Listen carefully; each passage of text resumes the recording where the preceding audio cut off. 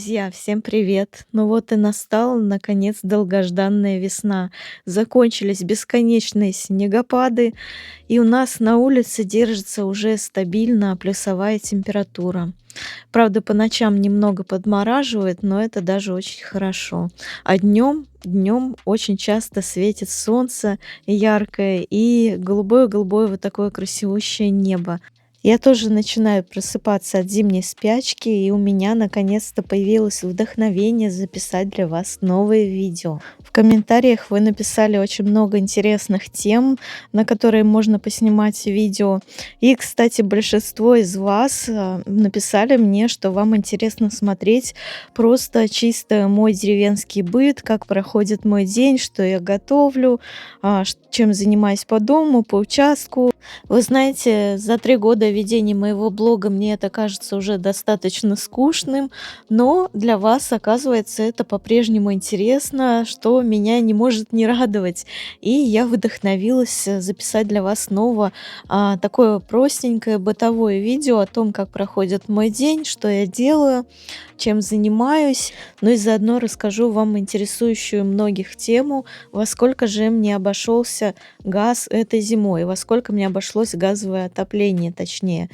Потому что в этом году, кстати, у нас повысили тарифы на газ. В прошлом году они были пониже.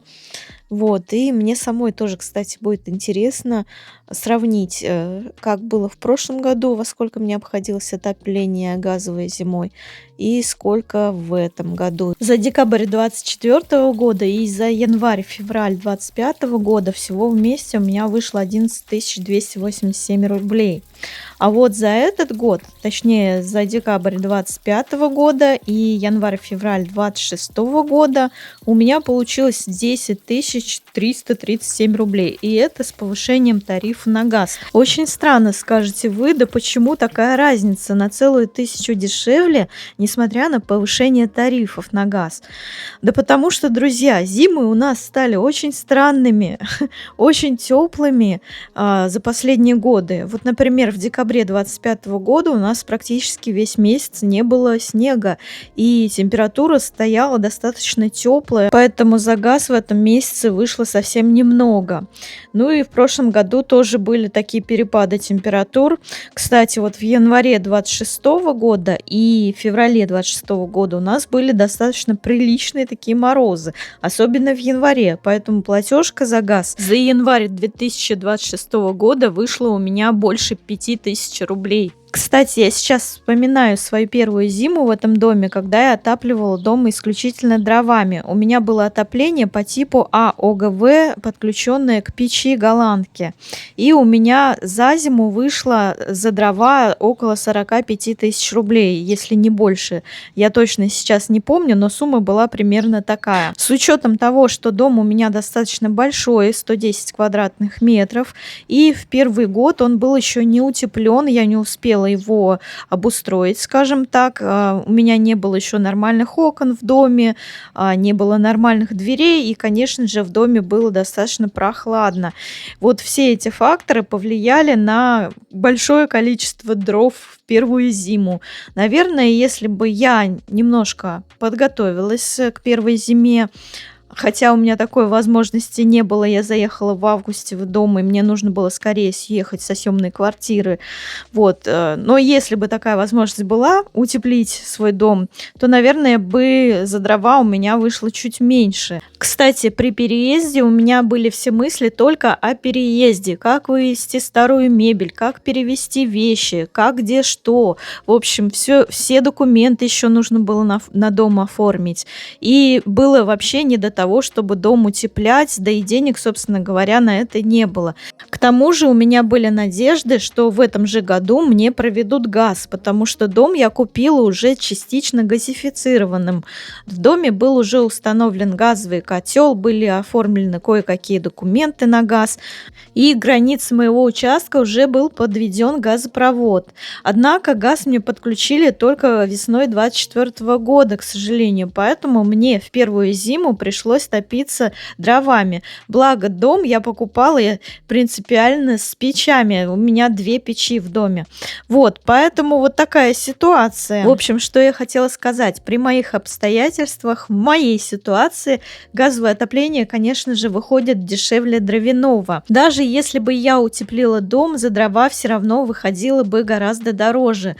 Вот 5 кубов дров, они стоят сейчас около 15-17 тысяч у нас в регионе. Это только 5 кубов. И на мой дом 5 кубов точно не хватило бы на всю зиму. Кстати, меня в комментариях очень часто пугают тем, что газ могут отключить и придется топиться печью. И, конечно же, это будет гораздо тяжелее и дороже.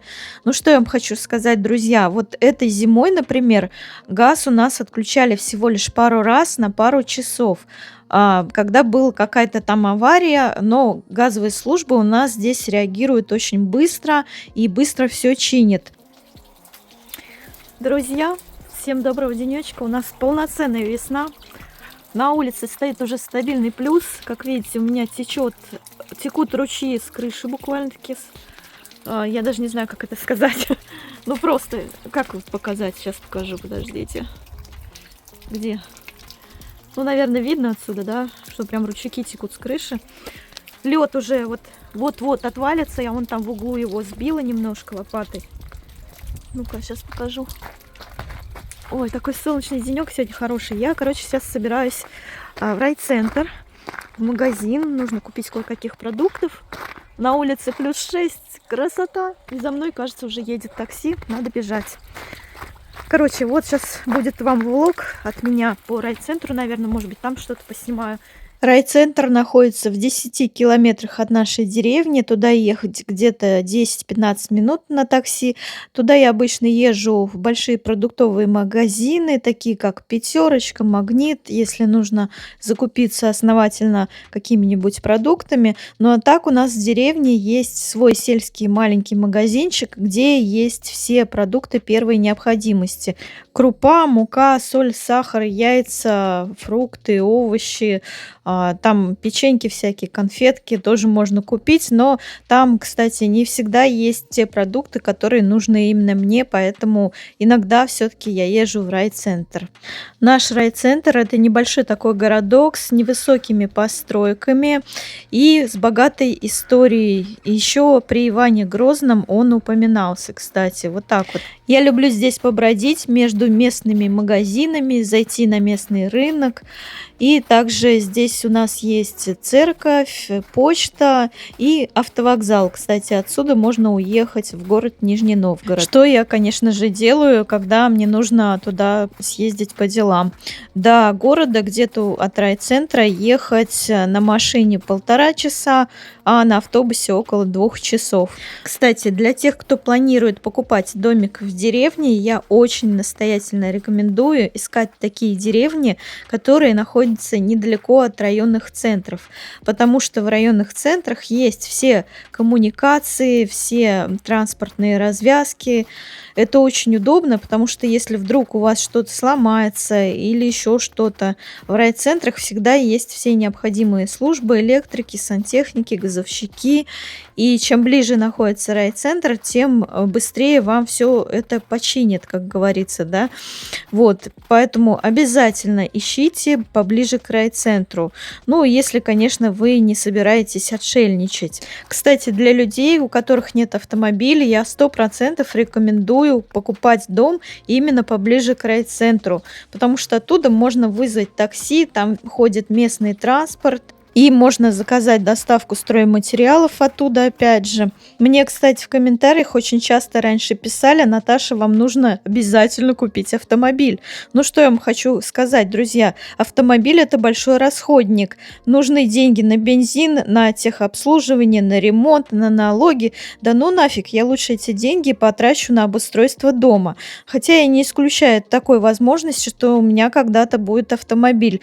И, кстати, лучше пусть он будет тогда, когда у меня будет мужчина рядом, который сможет позаботиться об этом автомобиле, потому что я в этом вообще ноль просто. Ну а тем временем я уже вернулась домой к своим котейкам. Настя, ты так упадешь.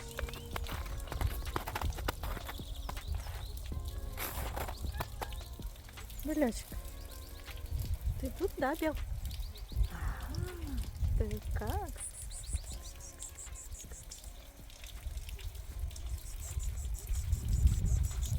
Ты моя девочка. Ты мой сладкий. Ту, ту, щекоту. Котоночки, мототоны. Вася, туда пошел, Бел. Туда пошел, Бел. Васечек пошел туда. Кстати, у нас скоро растает снег и наступит сезон грязных лап. Вы знаете, 6 кошек это, конечно, очень мило, но в межсезонье это большая проблема, поэтому я кое-что придумала. Друзья, я вам уже показывала фотографии вот этого коврика для кошек, который я придумала на подоконник, да, потому что подоконники мне жалко, сейчас вот будут у них грязные лапы, когда снег растает. И я, значит, придумала вот такую историю. Взяла идею этого коврика на Pinterest. Вы знаете, я искала на маркетплейсах вот подобное что-то. Во-первых, там не было моего размера, а во-вторых, ну, не было того цвета, который я хотела. Но я решила сама его сделать. В общем, смотрите, этот коврик не скользит по подоконнику, потому что на Wildberries я ему купила вот такие крепления на липучках. То есть его можно снимать, стирать спокойно. Вот с изнаночной стороны он так вот выглядит. Он делается на резиновый обычный коврик для ванны, вот такие дешевые продают, да, и пряжа такая буклированная по типу, я не знаю, как, в общем, вот она такими петельками продается. Я вам уже показывала фотографию этого коврика, вот. И мне очень нравится, кстати, делать вот эти коврики. Я пока сделала один, мне еще предстоит 3. Второй у меня уже на подходе, я его почти сделала. Еще 2 мне нужно будет сделать. Делаются они достаточно быстро, но времени у меня не так много, как хотелось бы. В общем, мне очень нравится этот коврик вязать, кстати, очень успокаивает. Ну, как вязать? Делать его. Я бы не сказала, что это вязание, но очень классная задумка. Подоконники теперь будут чистыми, а коврики я буду стирать. Кстати, я планирую у себя ВКонтакте сделать прямой эфир, где буду прямо в прямом эфире вязать или создавать вот этот коврик. Расскажу подробно, какую пряжу я покупала, какого размера, что на что, сколько мотков нужно, каким крючком пользуюсь. Если вам интересно, я оставлю ссылку под этим видео на мое сообщество ВКонтакте, где я буду вести этот прямой эфир. Там же будет объявление, анонс, когда я сделаю этот прямой эфир, потому что даты я пока не знаю точно. Вот как у меня время свободное появится, и мы с вами вместе, может быть, совместно поделаем вот этот вот коврик. Ну и заодно я там поотвечаю на ваши вопросы. Друзья, мне тут кто-то в комментариях написал: Наташа, сними, как просыпаются почки у черной смородины и крыжовника. Мне хочется вам показать.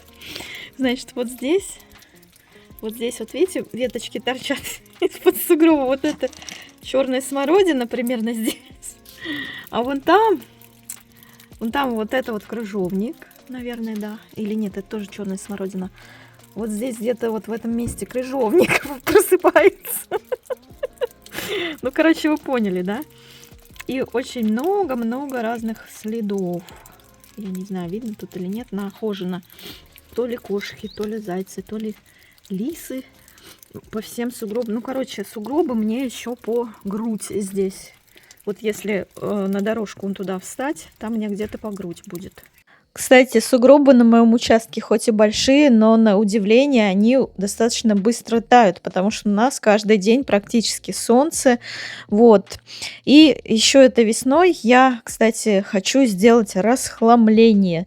Расхламление дома, участка. Нужно кое-какой мусор будет вывести, но это я буду делать тогда, когда уже снег сойдет полностью. Поэтому я с нетерпением жду, когда же он уже сойдет. Друзья, посмотрите, какой у меня гиацинт. Красивый, сиреневый. Практически как сирень выглядит, да? Посадила его в такой вот горшочек, значит, глиняный, который покупала в прошлом году. Хотела под елку его приспособить, под искусственную. Но она в него не поместилась. Для гиацинта очень пригодилась. Хочу показать вам мои росточки уже, которые появились. Значит, я вот эту вот полку, обувницу купила. очень узкую, которая подходит именно под мой подоконник. Он 20 сантиметров, а полка вот это 19 глубиной. Это единственная конструкция на Валберес, на всех маркетплейсах узкая оказалась. Все остальные идут там за 22 сантиметра, 24 сантиметра. Короче, на мой узкий подоконник только обувница сгодилась. И очень удачно, кстати. Вот здесь вот этой полочки у нее есть, да, вот эти перекладины сюда можно положить, еще одну полочку поставить. Но я не стала это делать. У меня здесь оставила 3 уровня. Значит, для того, чтобы моя рассада, она скоро станет большой. Здесь у меня перчики и баклажаны, чтобы она, ну, как бы в высоту имела возможность расти, да. И у меня тут как раз вот вписалась в эту обувницу поддон для рассады, прям вот в тютельку. Я даже ничего не измеряла, представляете? По ширине идеально вписалась. Я так удивилась, когда она приехала, ко мне ее поставила. Оказывается, вот так вот. Ну что, вот у нас уже проросли баклажанчики. Здесь вот баклажан Рома, самый активный у нас. Здесь 2 баклажана белый алмаз. Здесь 2 баклажана бычий лоб, а вот это вот сиреневый туман. Вот, всего 12 кустиков у меня баклажанчиков и 24 кустика различных перцев. О том, какие сорта я перцев сажала, я рассказывала в предыдущем видео. Пройдите, посмотрите. Вот Бусечка пришла к нам тут ластится. Бусюш, ты ласкуша, ты пришла. И что удобно, вот на этой полке кошки абсолютно равнодушны к моей рассаде. Может быть, потому что здесь перекладины, не знаю, в общем, они ее не трогают здесь, слава богу, и она очень компактно здесь поместилась. Здесь им есть место, где вот сюда вот присесть, посмотреть в окно, и для рассады место. Вот, видите, Буся спокойно разглядывает птичек. Бусь, да? И ничего, и столом вот это вот прижата обувница, она не будет сваливаться сюда, да, вот так вот она стоит. Ну, в общем-то, удобно. И здесь пространство есть, и, возможно, я сюда еще какую-то рассаду поставлю, еще пока не знаю. А вот здесь у меня начали всходить различные пряные травки. Вот, например, эстрагон вот зашел. Вот здесь вот всходы душицы появились. Здесь всходы монарды. Здесь тоже какие-то, сейчас посмотрю. Это, значит, Каспедия у меня взошла. Физалис, кстати, не взошел почему-то. Вот здесь гихлеризиум, различные сорта, да, гихлеризиума. И взошел еще у меня тимьян. Вот здесь очень активно. А вот здесь вот из саоп что-то не торопится. Еще я посадила землянику ремонтантную в семенах. Но пока я вижу вот только вот такой маленький росточек. Один. Не знаю, что прорастет, не прорастет, не знаю. И вот здесь у меня базилик. Я начала выращивать. Хочу его в этом сначала вырастить. Не в открытый грунт сажать хочу в этом году, а вот так вот сначала рассаду его выращу, а потом пересажу в грядку. И вот, значит, собственно, у меня в кассетах сколько? 24 семечка различных сортов томатов. Это торфяные таблетки в кассетах. Пока всходов нет, прошло всего 2 дня. Жду томаты. В этом году томаты я посадила позже, потому что в этом году буду делать дополнительную грядку для томатов и огурцов. И не хочу, чтобы томаты меня торопили их высаживать, как бы. Вот. А вот это вот росточки у меня уже всходят. Мне давала соседка какой-то сорт томатов. У нее уже проклюнулись семечки. Вот 3 или 4, 5 штучек уже вон взошло, видите, маленьких. Жду, не дождусь томатиков. Я волнуюсь всегда, взойдут, не взойдут. Но надеюсь, что взойдут. Кстати, напишите в комментариях, каким способом проращивания семян вы пользуетесь. Мне бы хотелось узнать, потому что я попробовала уже все. И торфяные таблетки, и улитки, и кассеты какие-то, и специальные контейнеры. В общем, чего только я не пробовала. Но мне бы хотелось узнать стопроцентный гарантийный способ всхода семян. Напишите. Кстати, напишите заодно в комментариях, какие у вас темы и вопросы на деревенскую тематику интересуют. Я буду на них ориентироваться и, возможно, на эту тему запишу следующее видео. Ну а на сегодня все. Всех благодарю за внимание, за лайки, подписки, комментарии, донаты. Увидимся с вами в следующем видео. Пока-пока!